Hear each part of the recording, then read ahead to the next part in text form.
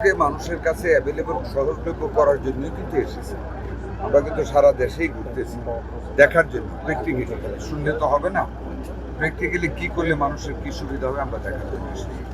এরই মধ্যে আপনারা জানেন যে আমরা এই দেশের জনসংখ্যার সাথে আমাদের যখন জিয়াউর রহমান যখন ক্ষমতায় আসেন, শহীদ রাষ্ট্রপতি জিয়াউর রহমান তখন 31 বিশিষ্ট হাসপাতাল 19 থেকে 31। আমাদের নেত্রী মরহুমা বেগম খালেদা জিয়া যখন দায়িত্ব নিলেন তখন থেকে 50 উন্নীত করেন, যেটা এখন দেখতেছি। আমাদের বর্তমান প্রধানমন্ত্রী সকল সারা বাংলাদেশের সকল উপজেলাকে 100 আমরা রূপান্তরিত করতে যাচ্ছি। এটারও সয়েল টেস্ট হয়েছে, যেগুলি অতি পুরাতন ঝুঁকিপূর্ণ বিল্ডিং এগুলি ভেঙে ফেলা হবে, নতুন স্ট্রাকচার দাঁড়াবে আরও উঁচু করে, যাতে করে অল্প জায়গায় বেশি লোকের সংকলন করণে যায় করা হবে। সেইখানে আপনারা আমাদের নতুন আমরা সংযোজন করতে যাচ্ছি। 10টা বেডের প্রভিশন রাখা হবে, ভবিষ্যতে ডায়ালাইসিস করার জন্য জায়গা রাখা হবে।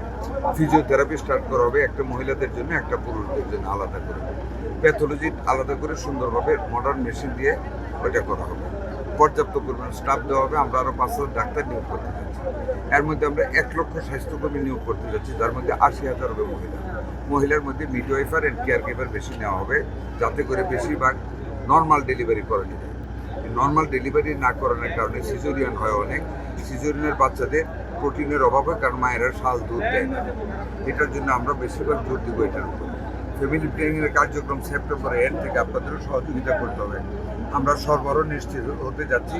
পর্যাপ্ত পরিমাণে আমরা কন্ট্রাসেপটিভ এবং যা যা লাগে মহিলাদের আমরা সকল জিনিস সাপ্লাই দেবো, যাতে করে আমাদের যে গ্রোথ রেটটা 2-এর উপরে চলে গেছে এটাকে যাতে কমানো যায়। এখানে নার্সরা, স্থানীয় নার্সরা খুব খারাপ ব্যবহার করে। পিএইচএফও সাহেবও বলেছেন, স্থানীয় লোকও বলেছেন, ওদেরকে আমি উদ্যোগ করতে চাচ্ছি 48 ঘন্টার মধ্যে। ডাক্তারের শর্টেজ আছে, ডাক্তারও দিয়ে দেবো আগামী 48 ঘন্টার মধ্যে। আদারওয়াইজ পরিষ্কার পরিচ্ছন্নই পেয়েছি। আমার কথা শুনে করুক আর যেভাবেই করুক, তেমন অপরিষ্কার না। রান্নার কোয়ালিটিও ভালো দেখেছি। ভিতরে যে অপরিষ্কার আছে প্রেমিসটা, এটার জন্য আমি ডিসি মহোদয়কে অনুরোধ করেছি।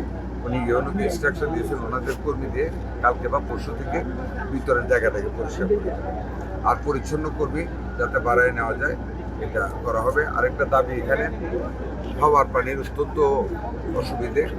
সেখানে 4টে ইউনিয়নের জন্য 3,000 লিটারের ট্যাঙ্কি চেয়েছেন। এটা তো মাননীয় প্রধানমন্ত্রীর সাথে আমি আলাপ করবো। এরকম কোনো স্কিম আছে না, তবে that's not a bad idea. এটা আমি খুব গুরুত্বের সাথে আলাপ করবো। আপনারা দোয়া করবেন, আপনারা একটু খেয়াল রাখবেন। আশা করি মাত্র তো আমরা দায়িত্ব নিলাম, তাই না? খুব কম সময়, 17 বছরের ভ্যাকসিন নাই, স্যালাইন নাই, সিরিঞ্জ নাই, টিকা কিচ্ছু নাই। এর ভিতরে আমরা অন্তত এইটুকু করতে পারছি যে আমাদের এখন বাফার স্টক আছে, যে কোনো সময় স্যালাইনের দরকার যা পরিমাণ দেওয়ার আমরা দিতে পারি।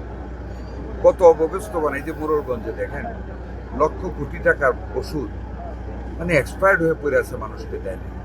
এই দায়িত্ব কারে ফাঁসি দিব, কারে কি করবো, এগুলি থেকে যাতে আর না হয় আমরা এই ব্যাপারে ব্যবস্থা করব।